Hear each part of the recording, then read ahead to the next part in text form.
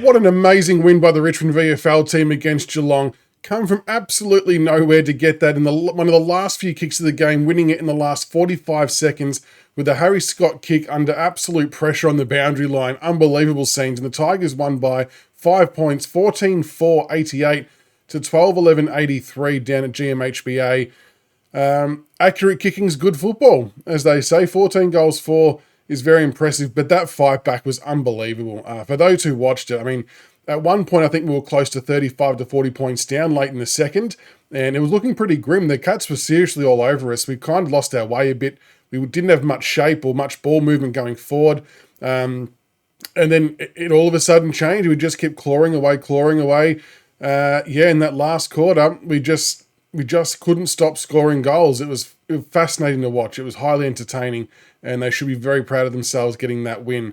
The only, obviously, sour note to come from this game is Jacob Bauer hurting his knee with what is a suspected ACL injury, which is absolutely gut-wrenching for him.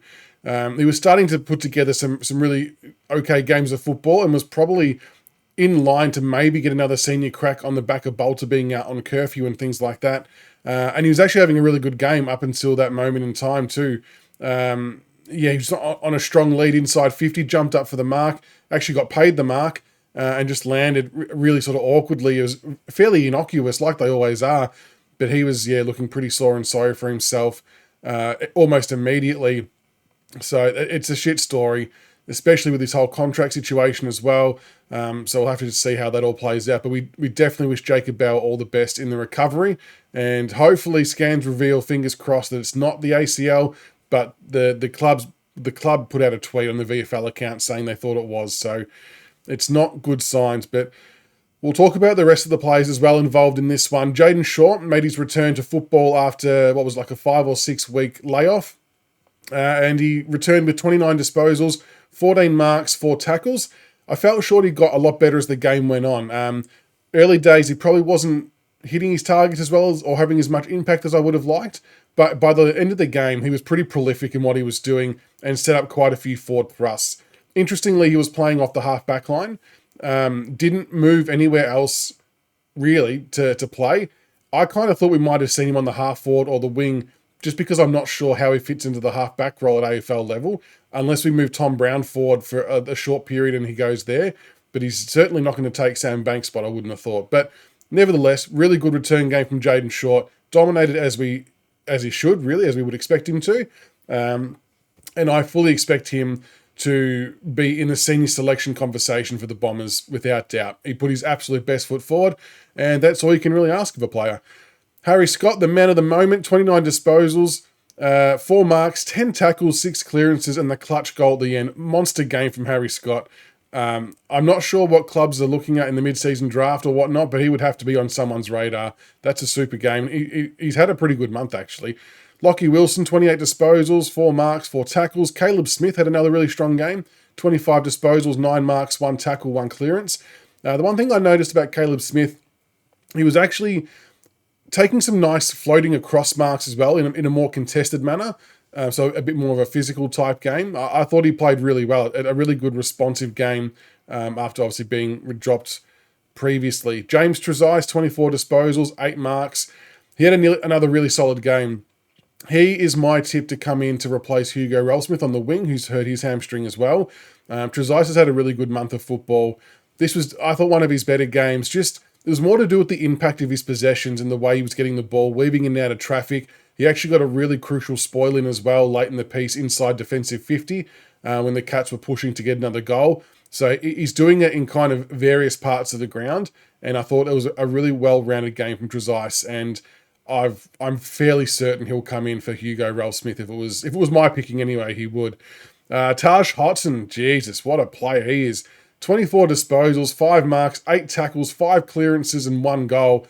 Just lighting it up at VFL level.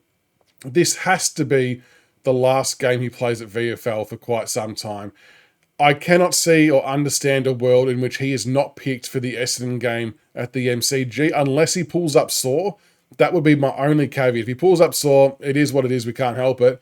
That aside, you can't not pick him. He's unbelievably talented. His footy IQ and smart is through the roof.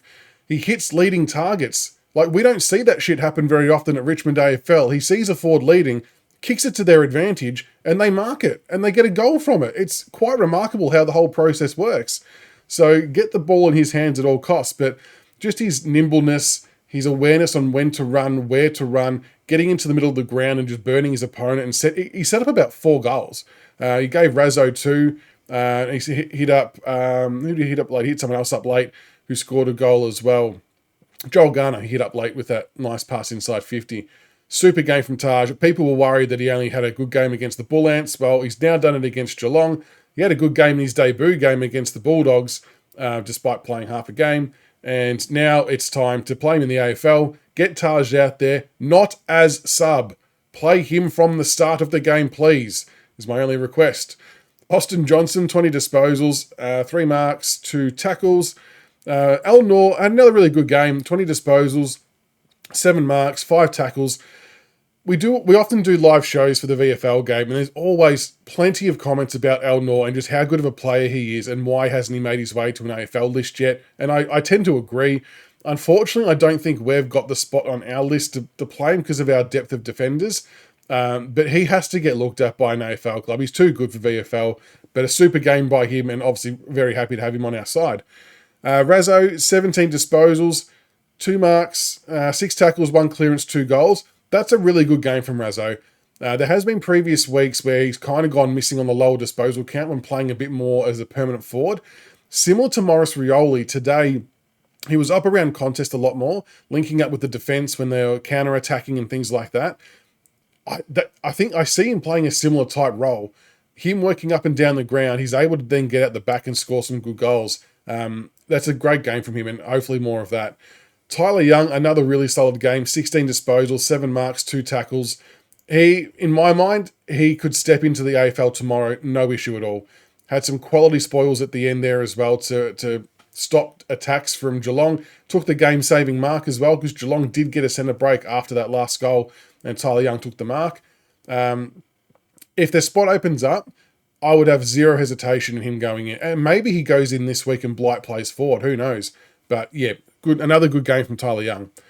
Jacob Kazitsky, 13 possessions, 2 marks, 1 tackle, 1 goal. Again, I was really impressed with Kazitsky. When Bauer went down, Jake Batchelor flicked Cozzy's magnet forward, and he competed super hard. He did exactly what I would expect someone to do if they were brought in to do this role at AFL level. Bring the ball to ground at all costs. He set up a couple of goals, kicked one himself. And again, I would personally have no issue in him playing that forward role for us in the interim while we're waiting for Lynch to come back and whatnot, to have that experienced body. We might flick Blight down there and put Tyler Young back. That's okay too. Whatever the mix is, I think if Cozzy's to come in and do that, I'm happy for that. Based on what I saw today, I think he can do it. But there's plenty of other mechanisms or ways that could work. Steely Green, 12 disposals, 6 marks, 4 tackles, 1 clearance, 3 goals for Steely Green. This was unquestionably the best I've seen him play in a long time, and this is the exact response I was looking for when he was put back to the VFL. It's no denying he had about 5 or 6 weeks of fairly average football in the AFL, but they kept persisting with him, I guess hoping the tide would turn. I can understand it. But to see him go back and play with such confidence, taking marks around the ground, taking marks inside 50 and converting goals, super display from him. I'd want to see that for another couple of weeks before I would contemplate putting him back in. So keep it up, Steely. That was a really, really awesome game, and I want to see more of it because I do think you've got all the tools. It's just the consistency factor. And again, he was playing up a little bit higher as well. He was also, interestingly, playing, doing centre bounce attendances when Taj Hotton wasn't. So Taj started in the centre bounce, and then he would rest, and Steely Green would go in. So a really interesting point of difference there for Steely Green. Hayes Brown, 11 disposals, 1 tackle, 30 hit-outs, 3 clearances. Look, didn't have the same game as last week against the Bull Ants opponent, who was a bit more undersized. And to be honest, Hayes Brown probably got beaten for the first 3 quarters.